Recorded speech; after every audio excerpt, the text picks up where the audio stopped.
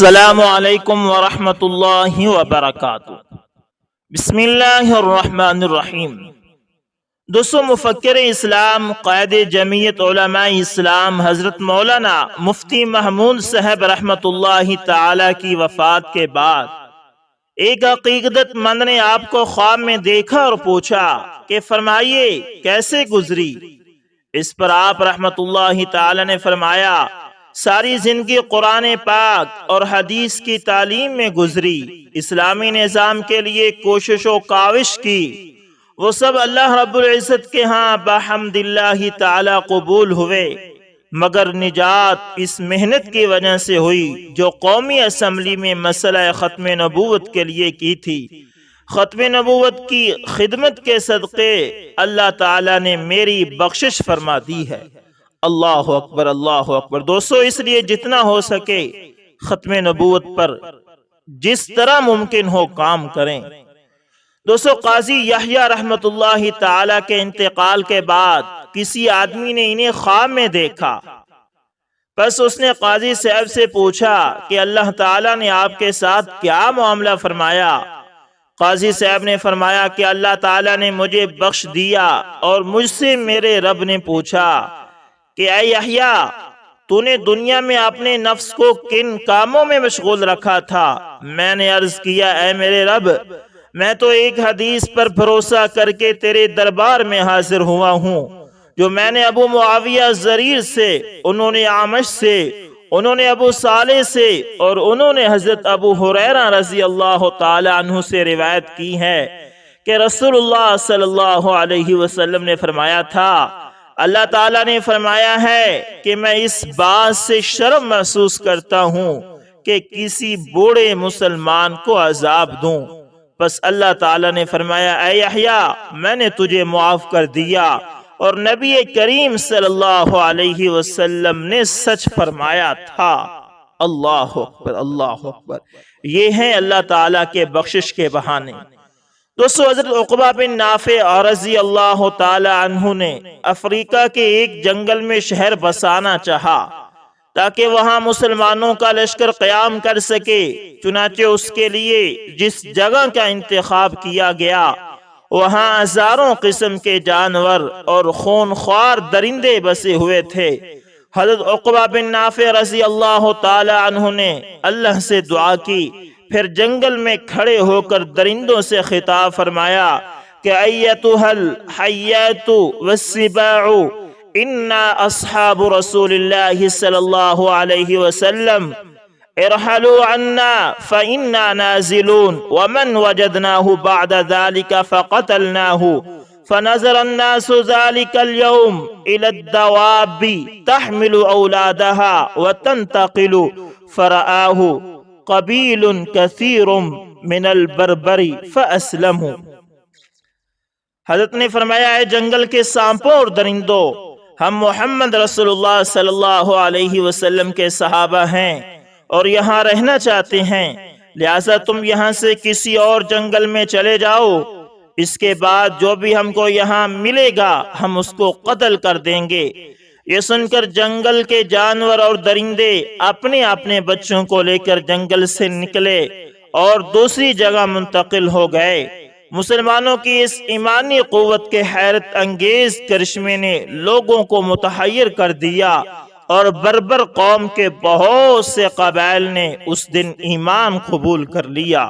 اللہ اکبر، اللہ اکبر۔ یہ تھے اللہ کے رسول صلی اللہ علیہ وسلم کے جانثار، جن کی بات کو جنگل کے درندے بھی مانتے تھے۔ دوستو، اسی طرح استاذ العرب والعجم حضرت مدنی رحمت اللہ تعالی کا معمول تھا کہ عشاء کے بعد سے 12 بجے تک حدیث کی سب سے بڑی محتم بالشان کتاب بخاری شریف کا درس دیتے تھے۔ مولانا فیض اللہ حضرت مرحوم کو لالٹین دکھانے پر مامور تھے۔ ان کا بیان ہے کہ ایک رات حضرت نصف شب کو سردی کے موسم میں مہمان خانے میں تشریف لائے، دیکھا کہ ایک خستہ حال بوسیدہ کپڑے میں ملبوس چارپائی پر کوئی بیٹھا ہے۔ حضرت رحمت اللہ تعالی نے فرمایا کہ ان سے پوچھو کہ کیوں بیٹھے ہیں، اور پھر خود ہی جا کر پوچھا تو اس مہمان نے جواب دیا کہ کسی صاحب نے مجھے دسترخوان سے اٹھا دیا اور میرے پاس لحاف بھی نہیں ہے۔ حضرت پر بڑا اثر ہوا، بار بار ان کا نام پوچھا مگر پتہ نہ چلا۔ فوراً اندر تشریف لے گئے اور کھانا لے کر خود بہر تشریف لائے، اور جب تک اس مہمان نے کھانا نہیں کھایا آپ بہر ہی بیٹھے رہے۔ جب مہمان نے کھانا کھا لیا تو حضرت اپنے گھر سے ذاتی بستر اٹھا کر لائے اور اس مہمان کے لیے بچھایا اور خود ساری رات اوبا اوڑھ کر گزار دی۔ مولانا فیض اللہ جو حضرت رحمت اللہ تعالی کے شاگرد ہیں، ان کا بیان ہے کہ میں نے بہت اصرار کیا اور چاہا کہ اپنا بستر لے آؤں اور حضرت آرام فرمائیں، مگر اس پیکر سنت نے گوارا نہ کیا۔ اللہ اکبر، اللہ اکبر۔ یہ تھا علماء دیوبند کا عشق، اللہ کے نبی کی ہر سنت سے ان کا عشق تھا، اور اللہ تعالیٰ کی مخلوق سے اور اللہ کے نبی صلی اللہ علیہ وسلم کے امتیوں سے یہ ان کی محبت تھی۔ دوستو، اسی طرح سلطان جہانگیر کے زمانے میں ایک دفعہ شاہی مستورات حضوری باغ میں تقریب کی تاریخ پر آئی۔ حضوری باغ قلعے کے سامنے تھا اور ہر سال ایک مقررہ تاریخ پر اس باغ میں رات کے وقت مستورات شاہی محلات سے آتی اور سیر و تفریح کی صورت میں چند گھنٹوں بعد چلی جاتی تھی۔ اسی باغ کے اندرونی جانب طلبہ کے کمروں کی قطار تھی۔ اس وقت طلبہ اور دیگر ہر قسم کے مردوں کو بہر جانے کا حکم ہو گیا اور سب چلے گئے۔ معمول کے مطابق مستورات اندر آ گئی اور سیر و تفریح کے لیے باغ میں مقررہ وقت گزارا تو بادشاہ کی لڑکی جو نیک طینت اور صوفیانہ مزاج رکھتی تھی، اس نے جب واپسی سے چند منٹ باقی تھے نماز کی نیت باندھ لی تاکہ کچھ نفلیں وہاں ادا کر سکے۔ واپسی کی نوبت یعنی نقارہ نماز پڑھتے ہوئے بج گیا، لیکن اسے معلوم نہ ہوا اور اس کی دو خاص خادمہ بھی یہ سمجھی کہ شاید وہ شہزادی چلی گئی ہے۔ اس خیال سے وہ بھی جلدی جلدی دوسری مستورات کے ساتھ نکل گئیں۔ نوبت بجتے ہی یعنی نقارہ بجتے ہی تمام طلبہ اپنے اپنے کمروں میں آ گئے اور گیٹ بند کر دیا گیا، کیونکہ رات کو گیٹ بند رہتا تھا۔ لیکن لڑکی نماز سے فارغ ہو کر جب گیٹ پر پہنچی تو اسے بند پایا۔ بہت گھبرائی، چونکہ سردی کا موسم تھا اور شاہی مزاج تھا۔ حیرانگی کے عالم میں ٹھٹری ہوئی محفوظ جگہ کی تلاش میں پھرنے لگی۔ گیٹ کے قریب ایک کمرے میں ایک نوجوان طالب علم مٹی کے دیے کی لو میں مطالعہ کر رہا تھا۔ طالب علم اسے سردی سے کانپتا ہوا دیکھ کر سمجھ گیا کہ شاہی محلات کی کوئی حسین و جمیل لڑکی بہر رہ گئی ہے اور اضطراب کے عالم میں ہے۔ طالب علم کتابوں والی پھٹی اور چراغ اٹھا کر بہر برآمدے میں آ گیا اور اشارے سے لڑکی کو کہا کہ کمرہ تمہارے لیے خالی ہے اور درویشانہ بستر میں سردی سے امن حاصل کرو۔ لڑکی سردی کی وجہ سے فوراً اندر چلی گئی۔ نوجوان طالب علم بہر چراغ کے سامنے مطالعہ کر رہا تھا کہ دل میں شیطانی وسوسہ پیدا ہوا کہ حسن و جمال میں ڈوبی ہوئی ایک لڑکی تنہائی میں تیرے پاس موجود ہے، کم سے کم اس سے کوئی نہ کوئی بات چیت تو کر لے۔ لیکن دوسری طرف خوف خدا کے تحت یہ خیال آیا کہ اگر فعل شنی کا ارتکاب ہو گیا تو اس کی سزا جہنم ہے اور جہنم کی آگ کون برداشت کرے گا۔ تو پھر دل میں سوچا کہ پہلے انگلی کو دیے پر رکھ کر اس پر آزمائش کر لی جائے، اگر انگلی نے برداشت کر لیا تو پھر مزید کام کروں گا۔ اس خیال سے اپنی انگلی دیے پر رکھی اور انگلی جلانے لگا۔ اندر سے لڑکی بھی یہ ماجرا دیکھ رہی تھی۔ جب تمام انگلی جل گئی اور درد برداشت سے بہر ہو گیا تو دل میں کہنے لگا یہ عذاب برداشت نہیں ہوگا، لہذا بدکاری سے باز رہنا بہتر ہے۔ کچھ دیر آرام لیا تو پھر وہی وسوسہ دل میں پیدا ہوا۔ پھر اس نے دوسری انگلی دیے پر جلا دی، پھر کچھ دیر کے بعد تیسری، چوتھی، پانچویں انگلی بھی جلا دی، گویا کہ اس نے موقع پانے کے باوجود بدکاری سے بچنے کے لیے ایک ایک کر کے اپنی ساری انگلیاں جلانا شروع کر دی۔ یہ تمام ماجرا لڑکی بھی دیکھتی رہی۔ اتنے میں تلاش کرنے والے آدمی بھی پہنچ گئے اور انہوں نے طالب علم سے شہزادی کے متعلق پوچھا تو اس نے اندر اشارہ کیا۔ انہوں نے لڑکی کو سر کے بالوں سے پکڑ کر 2 تماچے لگا دیے اور برا بھلا کہتے ہوئے نہایت بے دردی کے ساتھ گھر لے گئے۔ شاہی محلات میں کوہرام مچ گیا کہ شہزادی طالب علم کے کمرے سے نکالی گئی ہے، جس کی وجہ سے والدہ نے بھی اسے گلے نہ لگایا۔ صبح جب دربار سجایا گیا تو سب سے پہلے یہ ماجرا جہانگیر کے سامنے پیش ہوا۔ جہانگیر نے لڑکی کو حکم دیا کہ اپنی سزا خود تجویز کرے۔ لڑکی نے جواب دیا، بتاؤ مجھے کس جرم کی سزا دینے کی بات کی جا رہی ہے؟ جرم ثابت کرو، پھر جو چاہو سزا دے دینا۔ بادشاہ نے کہا، ثبوت کی کوئی ضرورت نہیں، کیونکہ تجھے ایسی حالت میں لایا گیا ہے کہ ہر خاص و عام میں تیری بدکاری یعنی بدکرداری اس کی شہرت ہو چکی ہے۔ شہزادی نے کہا، میں اپنی پاک دامنی اور عفت و عصمت میں 2 ثبوت پیش کر سکتی ہوں۔ اول میری دونوں خادماؤں سے پوچھئے کیا وہ مجھے نماز کی حالت میں چھوڑ گئی تھی یا میں خود آنکھ بجا کر کہیں بھاگ گئی تھی؟ اگر انہوں نے مجھے اس حالت میں چھوڑا تو پھر میرا کیا قصور؟ یعنی اگر میری خادموں نے مجھے نماز کی حالت میں چھوڑا تھا تو پھر مجھ پر یہ الزام نہیں بنتا۔ دوم، اس طالب علم کا شیطانی حملے سے بچنے کے لیے تمام انگلیوں کو جلا دینا میری اور اس کی پاک دامنی کا کھلا ثبوت ہے۔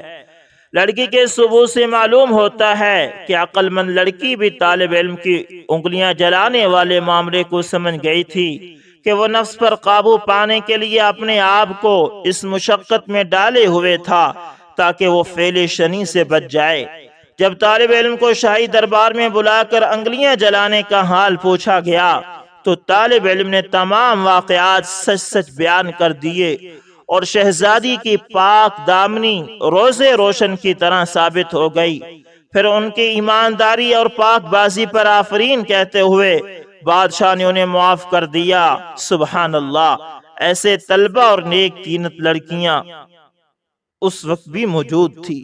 فائدہ یہ حضرت مولانا عبدالحکیم سیالکوٹی رحمت اللہ تعالیٰ کے دارالعلوم کا ایک طالب علم تھا۔ وہ اپنے تقوی اور پرہیزگاری سے اس فعل سے بچ گیا اور سعادت ابدی اور جنت اور جنان کے مزے پا گیا۔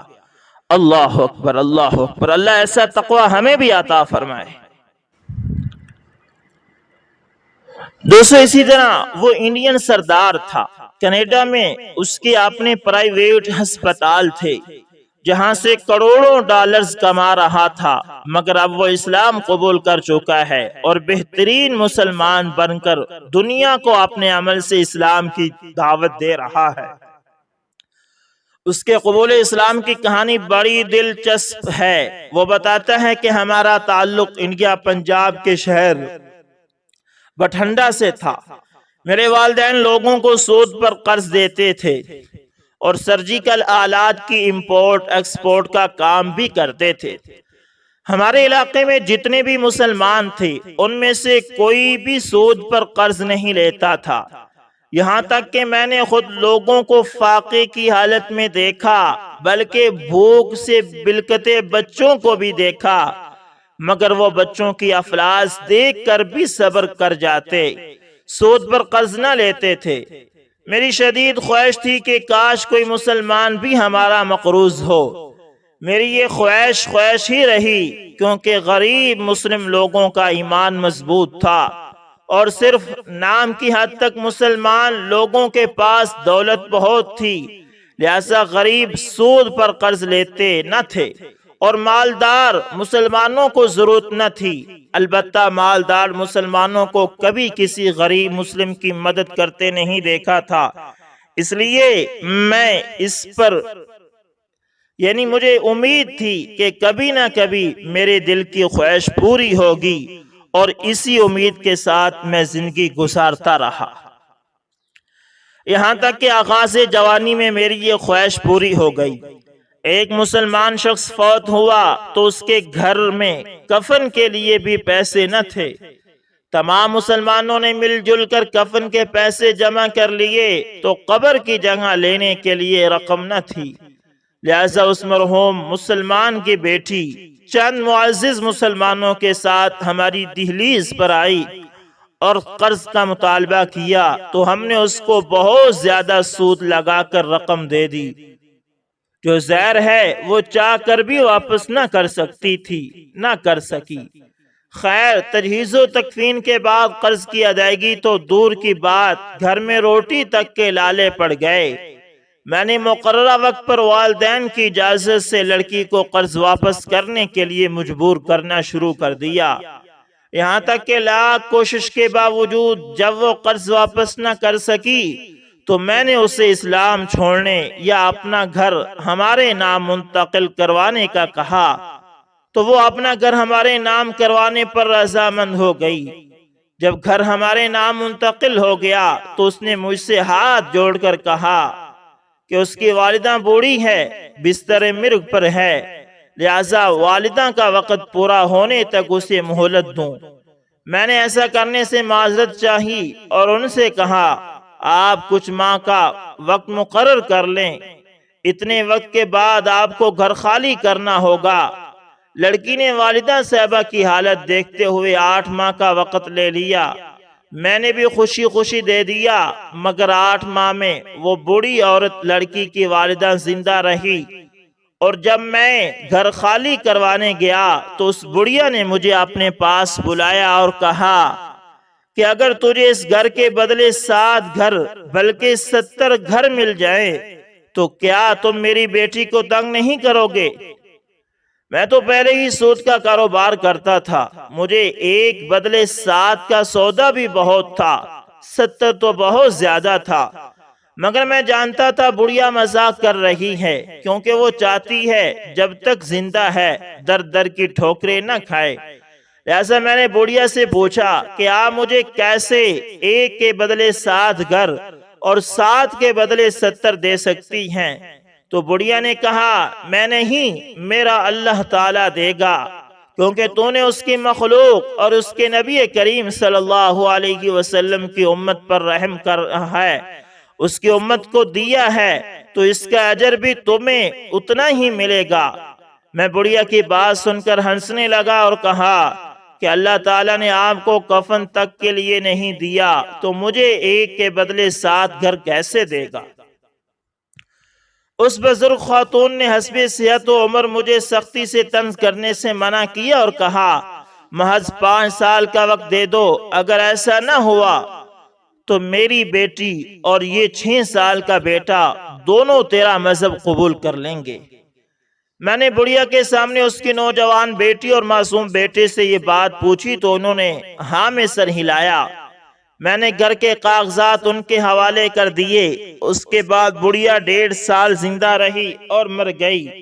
مرتے وقت اس نے مجھے پاس بلایا اور کہا اللہ تعالیٰ تمہارے کاروبار میں برکت ڈالے، تمہیں ہدایت دے، ساتھ ہی اپنے گھر کو میرے نام پر منتقلی والے کاغذات مجھے واپس دیے اور کہا یہ گھر بیچ کر کاروبار کر لینا، انشاءاللہ چند سالوں میں تم پر رزق کے دروازے کھل جائیں گے۔ میں نے ایسا ہی کیا، بڑھیا کے بیٹے اور بیٹی کو اپنے قریب چھوٹے سے گھر میں منتقل کیا اور گھر بیچ کر دوست کے ہمراہ کینیڈا میں کاروبار شروع کر دیا۔ اللہ اکبر، اللہ اکبر۔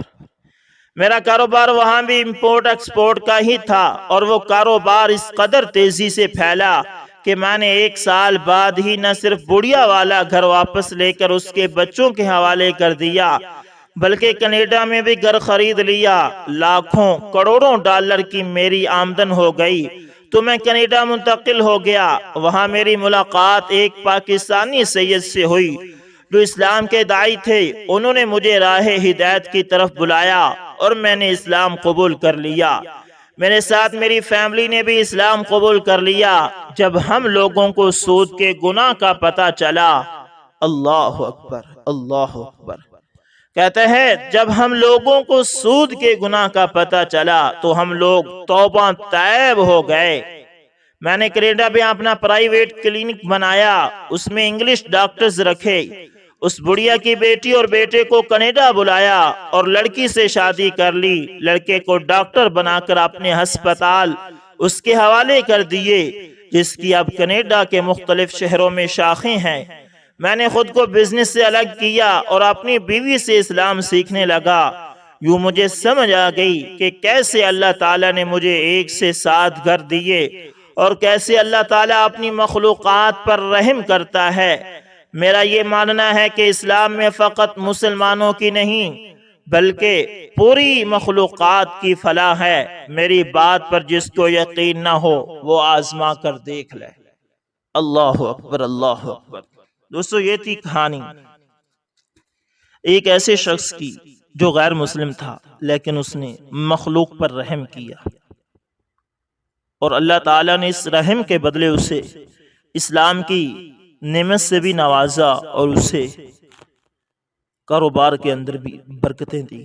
دوستو، یہ سچ ہے کہ جو مخلوق ہے یہ اللہ تعالیٰ کا کنبہ ہے۔ اللہ تعالیٰ اپنی مخلوق سے بہت محبت کرتے ہیں۔